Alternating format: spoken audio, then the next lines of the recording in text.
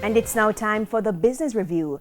Now, when you rely on raw materials like bamboo to make your business a success, having a steady supply is only one of the hurdles to cross.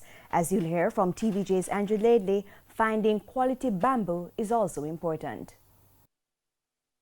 The concept of Bambusa came out of a conversation with a relative back in 2017. Managing Director Trisha Williamson says that's when she started collecting industry data. One of the last talks I had with my late grandfather was to really ask him what did we use in Jamaica 60 years ago before plastics? And his simple reply was, with a smile, bamboo. And from that's where I started my research. So before even the first straw was sold, we put in 2 years of research trying to find the right variety of bamboo that was ideal for straws, and from there, Bambusa grew, and we kicked off 9 months ago this year, and here we are. When it was time to capitalize the business, Miss Williamson decided to minimize her risks by avoiding bank loans. Well, the money for Bambusa actually came from me. I am also a digital marketing consultant, so the funds from that consultancy, I put in $1 million into Bambusa to get it started. As a female entrepreneur, I know the challenges of securing financing, and as a small entrepreneur too, it can be very challenging. So for me, I wanted to self-fund, and doing that I think was the best investment, to invest in self. And as well, the support of family and friends has really helped to grow the business. In terms of supply, some of the bamboo used to make Bambusa products comes from a farm in St. Thomas, but most of the raw material comes from Bali in Indonesia. The Bambusa managing director says finding an overseas supply market is integral to ensuring that she's never out of stock. In any business, and for Bambusa, we try as much as possible to source locally. But given the demands on the business and how it has grown so exponentially, we have to have partners overseas.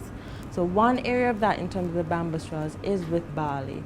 So that relationship really developed from research and finding that key partner who could meet our standards and deliver the straws that we need. Even now, as we gear up near Christmas, and based on customer feedback, there's a new trend now of bubble teas. So we're going to create custom bamboo straws that are ideal just for that drink, because it has to be of a particular diameter. So that relationship is important for us, not just to meet demands, but again to help us innovate at the quality that we desire. I hate to compare to Jamaica, but the truth is sometimes you deal with suppliers here and you've asked for quotations from April, and now it's December and we still haven't gotten a response.